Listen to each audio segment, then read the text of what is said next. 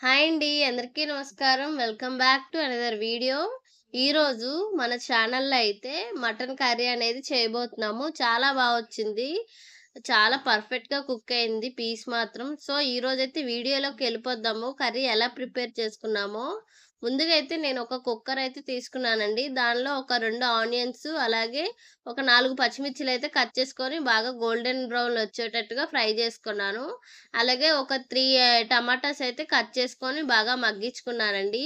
Next అయితే ఈ mutton కర్రీకి నేనైతే స్పెషల్‌గా రెడీ చేసుకున్న మసాలాలైతే చెప్తాను చూడండి. నేనైతే ఒక మసాలా దినుసులుంటాయి గదా! అవన్నీ వేసుకున్నాను. అలాగే ఎండుమిరపకాయలు, అలాగే కరివేపాకు అనేది బాగా ఫ్రై చేసుకున్నాను. అలాగే అల్లం వెల్లుల్లి పేస్ట్ ఏసుకున్నాను.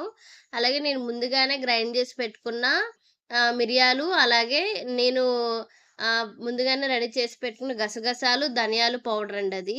అంతా పేస్ట్ చేసుకొని నేను రెడీ చేసుకున్నాను. సో, ఇంతకు ముందే మనము ఆల్రెడీ మగ్గించుకున్న టమాటా, ఆనియన్స్‌లోని ఈ పేస్ట్ అనేది వేసేసి బాగా పచ్చివాసన పోయేంత వరకు బాగా ఫ్రై చేసుకున్నాను. చూసారు కదా! బాగా ఫ్రై అయింది.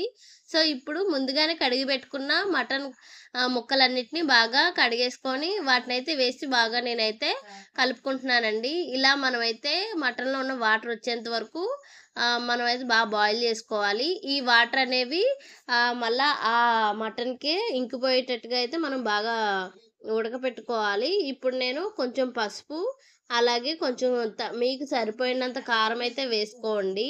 అలాగే నేను సరిపోయినంత సాల్ట్ కూడా వేసుకుంటున్నాను. కల్లుప్పు వేసుకుంటున్నాను. కల్లుప్పు అయితే కరెక్ట్‌గా సరిపోతుంది. అలాగే నా దగ్గర మటన్ మసాలా ఉంది. అది కూడా వేసుకుంటున్నానండి.